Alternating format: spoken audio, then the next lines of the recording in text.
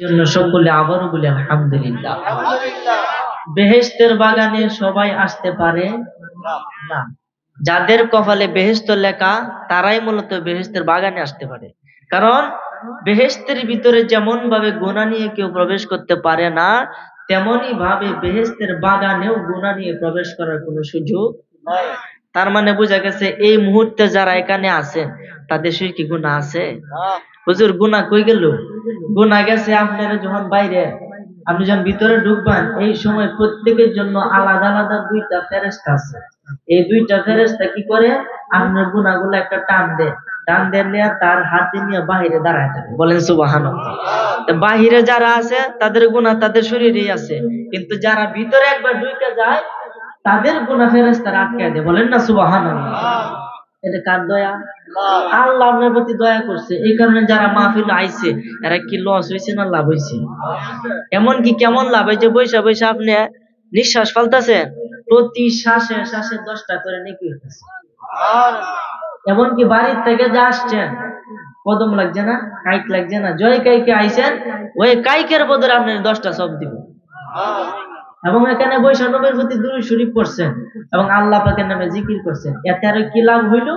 একবার দরুদ পড়লে নবীজি বলছেন আল্লাহ পাক খুশি হইয়া সঙ্গে সঙ্গে ওই বান্দাকে 3টা পুরস্কার দান করে। 1 নাম্বার পুরস্কার, তার যে গুনাহ খাতা আছে এই গুনাহ খাতার থেকে 10টা গুনাহ আল্লাহ মুছে দেয়। এই যে এই 10টা গুনাহ যে মুছে দেয়, এখানে একটা গ্যাপ পড়তো না, একটা খালি জায়গা তৈব, এই খালি জায়গা গ্যাপ যাতে না থাকে আল্লাহকে 10টা নেকি আবার ভরে দেয়। বলেন সুবহানাল্লাহ। কয়টা হইলো? 2টা। আর শেষেরটা হইছে আপনার স্থান আরো 10 গুণ উঁচা করে দেয়। বলেন না সুবহানাল্লাহ।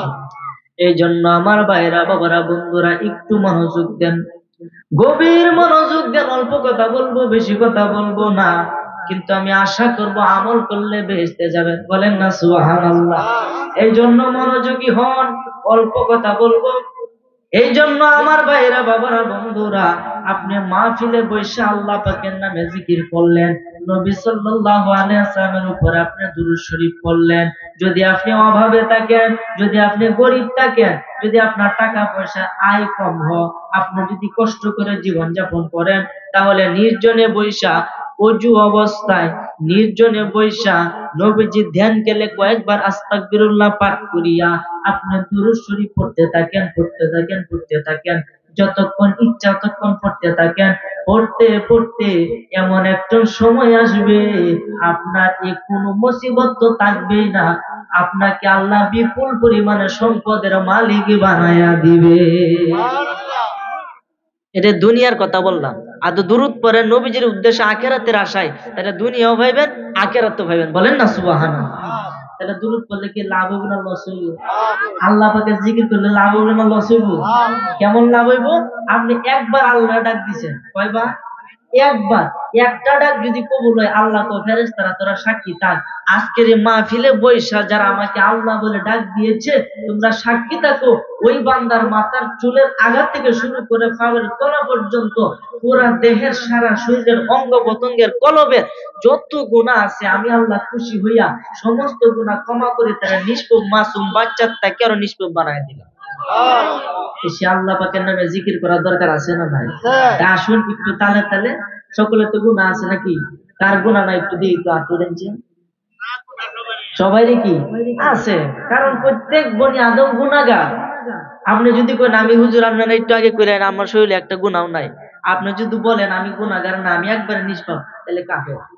তাহলে কি কাফের হয়ে যাবো? আর তো না আমি তো গুনাহগার মানুষ, তাইলে ইমানদার। বলেন না সুবহানাল্লাহ। আমরা কম বেশি গুনাহ হয়েই যা, আসুন এই গুনাহ যাতে না থাকে একটু জিকির করি। আল্লাহ আল্লাহ আল্লাহ আল্লাহ আল্লাহ